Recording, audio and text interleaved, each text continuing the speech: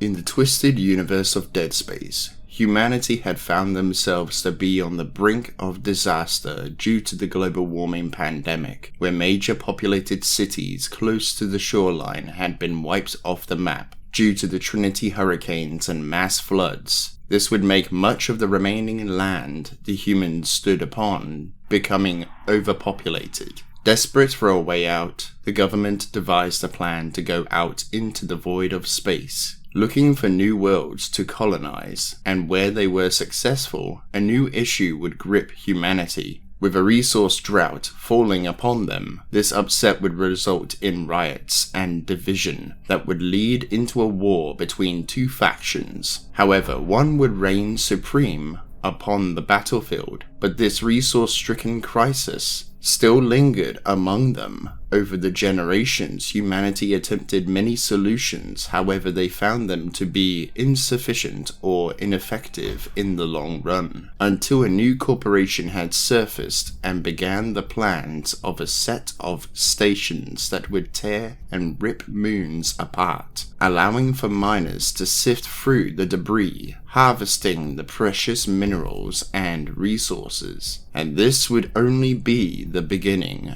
and the building blocks to the Concordance Extraction Corporation's greatest design to date, the Planet Crackers.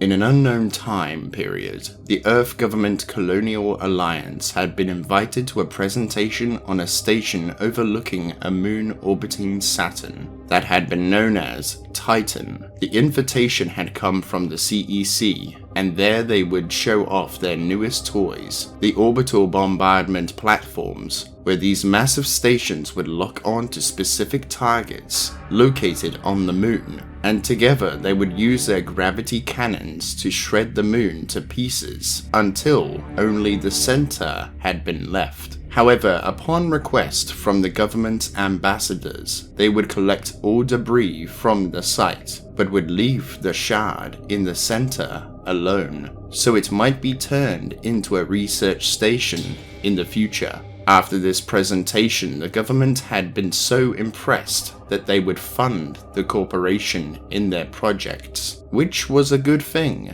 as they had already begun to plan a new type of spacecraft. Over the years, planning became designing, and designing became building, until the year of 2446, where they would unveil the finished product to the public, the USG Ishimura. It had been said that the Ishimura had been built with a functioning shock point drive, which was astonishing, as no other ship of her size had yet before been built with one, which would allow it to go almost anywhere in a shorter period of time, depending on where the destination had been. The name of this planet cracker had been grafted from the creator of such a device, Hideki Ishimura. With this presentation being the birthing ceremony of the USG Ishimura, it would not be long until she had been manned and was sent off to crack not just moons but entire planets. However, the ship was also designed with a medical deck, not just for treating patients, but in researching new ways to treat these patients,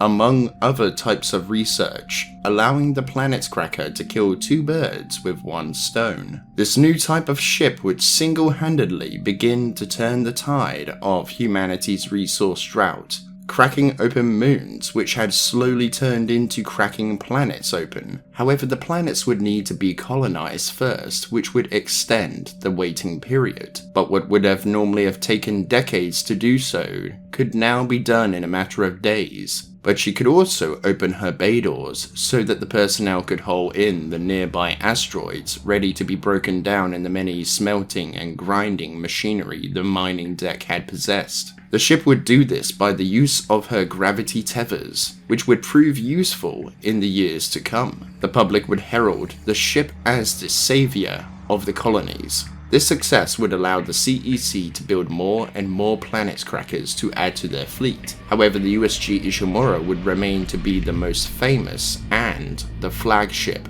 of the CEC. At 61 years of age, the USG Ishimura would still be in remarkable shape and would still function as she had done years prior. However, this was all to change soon, after the CEC had broken the Earth government's law by breaking through the restrictions surrounding the Aegis cluster when surveying the nearby planets, where caution should have been applied due to the restriction. Greed would most certainly be the demise of such awareness. The planet of Aegis 7 would come back with a huge quantity of ores and minerals that the CEC just could not resist the pull, and so they began sending workers to begin the construction period of the future colony, completely unaware of a hidden danger within the wilderness.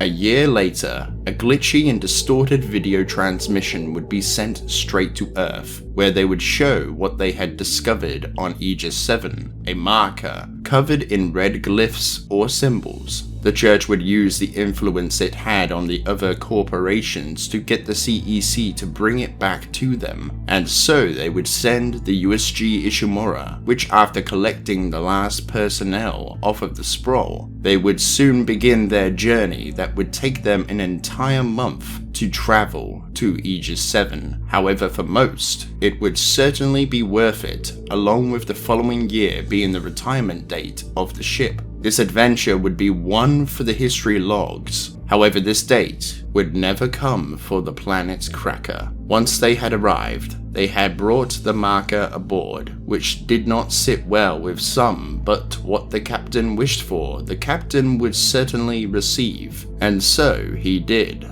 However, once the marker became settled in its new home, the crew would begin reeling from the same effects that the colonists had been dealing with, which would lower their productivity and high levels of stress would ensue.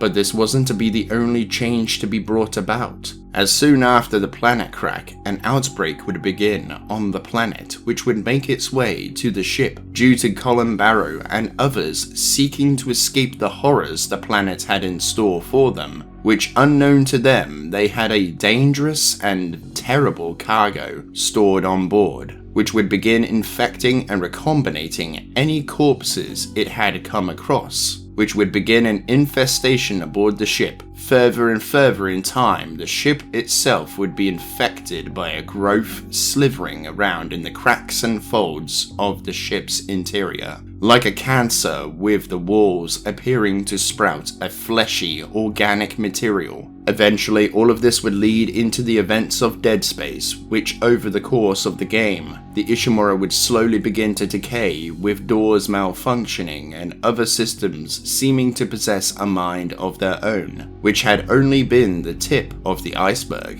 As soon as Isaac had been successful in escaping the planet, the Ishimura would be pulled down into the inferno that ensued. However, the cataclysmic explosion would slingshot the ship out of the blast and into deep space, which would damage the engines, where the ship would begin making random shock space coordinates until being found by a group of scavengers known as the Magpies, who would explore the interior of the ship, coming across the liquefied remains of the necromorph forms and corruption filling the decks. But what horrified them all was the soup that they had been trudging through had a match for human DNA, along with something else. Eventually, a member of the team would fly to the USM Victory with one of the marker shards that had been found on the hull, and a group of Marines and 2 oracles would go to the Ishimura. Unknown to them that the marker's carrier wave had begun to reanimate the liquefied corruption into new necromorphs, who began hunting down the Magpies.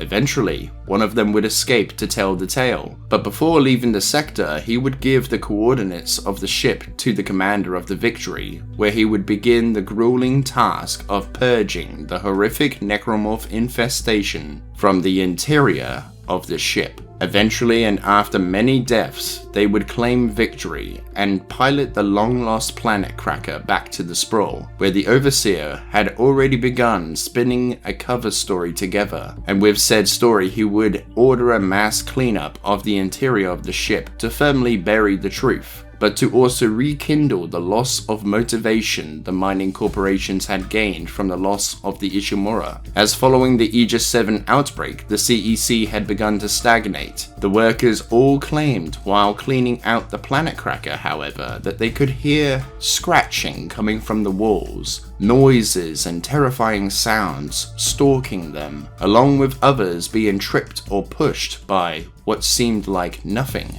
made them all turn tail, running out of the ship, saying to others of how the ship is cursed. Within the events of Dead Space 2, a security team had been tasked with disabling the gravity tethers so that the ship would not destroy the government sector, but in doing so they had sealed their own fate when the necromorphs would begin hunting them down. It is certainly unknown if the team had managed to survive and get into the escape pods, but eventually the Ishimura, the government sector, the solar array, and the Sprawl would be completely destroyed after the core of Titan exploded due to overheating, marking this to be the end date of the Ishimura's career, beginning in 2446 all the way to 2511, which 65 years of service is an amazing feat for any form of transport or a mining ship. Just goes to show just how effective the CEC made the ship when designing it to be the saviour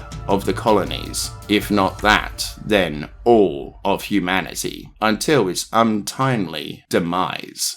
Thank you for watching. If you enjoyed, then hit the video with a like rating. Comment your thoughts below and I look forward to hearing from you. Sign up to join the British Alliance today by subscribing and bringing in the notification bell to make sure you are kept up to date with new content every week. A special thank you to all of my channel members for your extra support that helps me to continue making videos for all of you. If you would like to become a member to take advantage of the exclusive rewards, then hit the join button and see which of the tiers takes your fancy. And I will see all of you among the cosmos, and be sure to have a good one.